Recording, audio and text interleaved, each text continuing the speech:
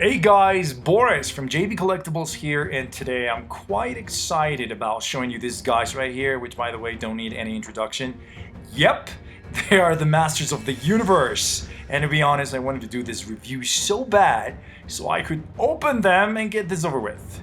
I never had the vintage ones brand new, mint condition, or in the box, so it was always a second hand from my cousins reaching puberty, I don't know. Thus, I always inherited them from them.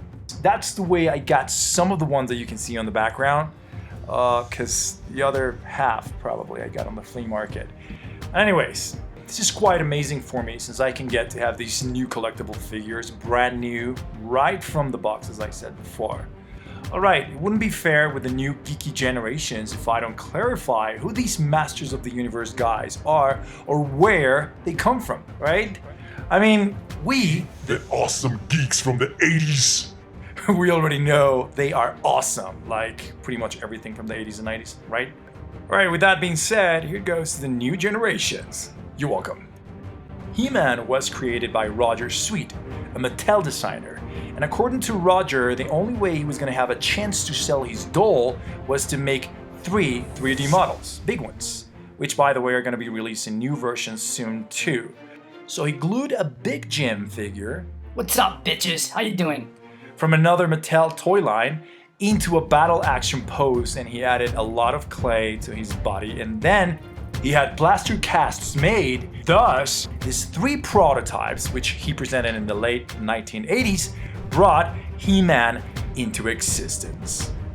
He-Man is the alter ego of Prince Adam, and also the twin brother of She-Ra. He-Man and his friends defend Eternia and the secrets of Castle Grayskull from the evil forces of Skeleta.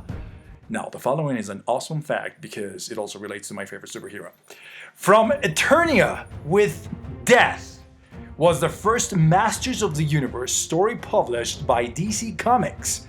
It is the lead feature in the DC Comics Presents number 47 from July 1982.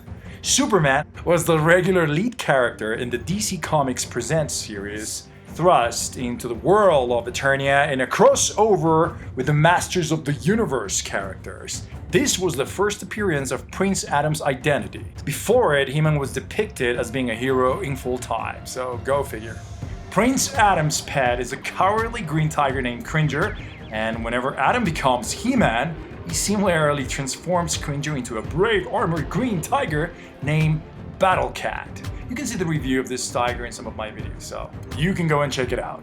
Now, this guy, Skeleta. I didn't know this, guys, but Skeleta, the fictional supervillain and the main antagonist of the Masters of the Universe franchise created by Mattel, serving as the archenemy of Prince Adam, is no other than his uncle. Yep, you've heard that right. He-Man's Skeletor's nephew. I didn't know that. But yeah, you've heard that right. Alright, enough with the informative intro. The box, way to go Mattel and its new Masters of the Universe line called Origins, a name you wouldn't find written anywhere around the box for some unknown reason. By the box, it is a resemblance in any way to those from the 80s. For the ones that remember how the vintage blister cards or packaging used to look like back in the 80s, you more than anyone else can tell the difference on the details. You know, they kept the standard logo or standard Masters of the Universe logo, which looks pretty much the same. The blue sky and cool red bursting rocks look great. And overall, this blister card literally resembles the vintage ones, but of course without the yellow burst that reads, in this case in Spanish and Portuguese, Modern Posing Retro Play. I'm very happy with the fact that Mattel is going back to the 5.5-inch buff action figure we used to remember him like, and has updated him as to have more articulation, so it has something you would find on the 80s. But also it has the modern edition on the articulation and material. It comes with what appears to be a mini comic booklet or something like that on the back, as it used to be back on the 80s, so I've heard, because as I mentioned before, I never had the chance to open or have a brand new one from the 80s. Anyways, now if you flip it around, you'll find an order reminiscent of our childhood self. On the right side, you'll see the rest of the figures you will buy soon, And on the left side, you'll find some sort of instructions or call-outs on how to place the sword on its hand. And I believe the arrows are kind of telling you the direction of the articulation on the figure. Alright, this is what I've been waiting for all along. It's time to rip him out from its package to get a closer look. I can't take this anymore. Let's see.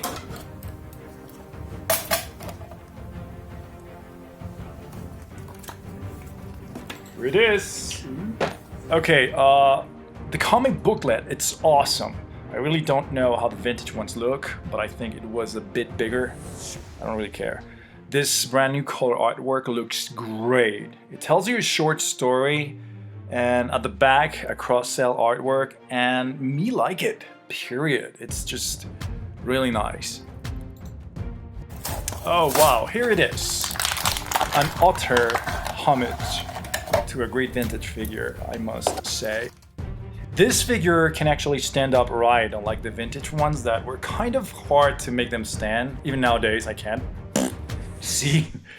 I don't know, that was the only thing I never liked about the vintage ones. But in these ones, I mean, aesthetically wise, you can see the figures are sculpted with a slight bend to the knees.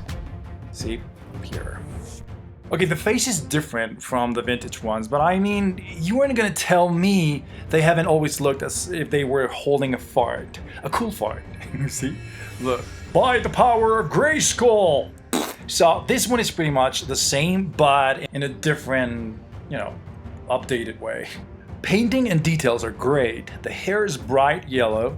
There isn't any extra paint. They're pretty much clean colors on the belt and bracers. Clean brown on the trunks and boots. Okay, this is by far my favorite part. These guys do have quite a bit of articulation, between 18 and 20 points depending on how you count them.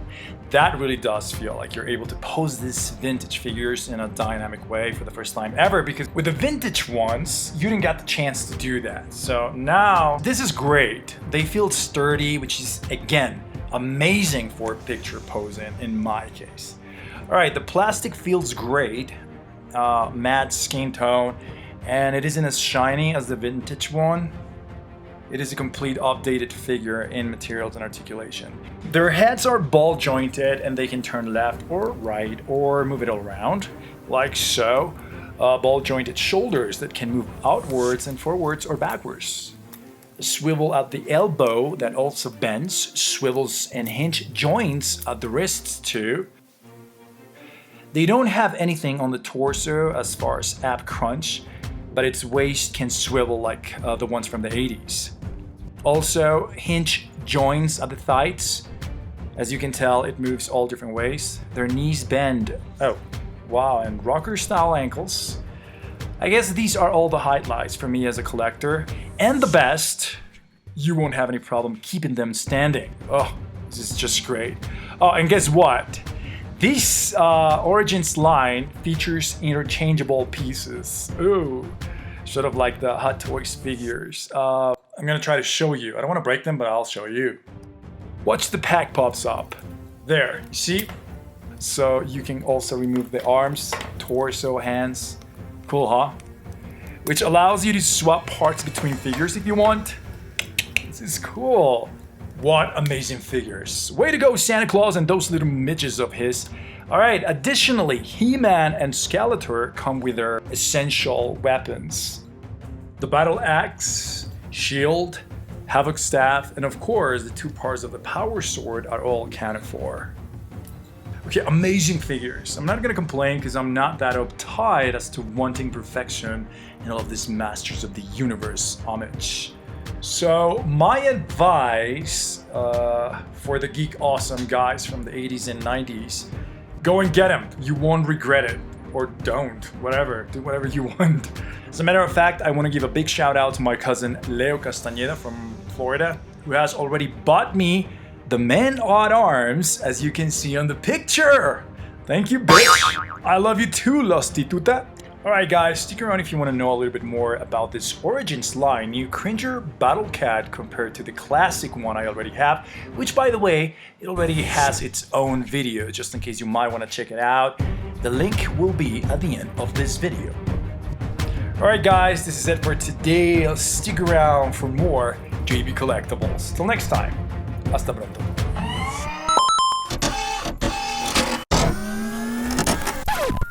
We're sorry, the number you have dialed is not in service at this time.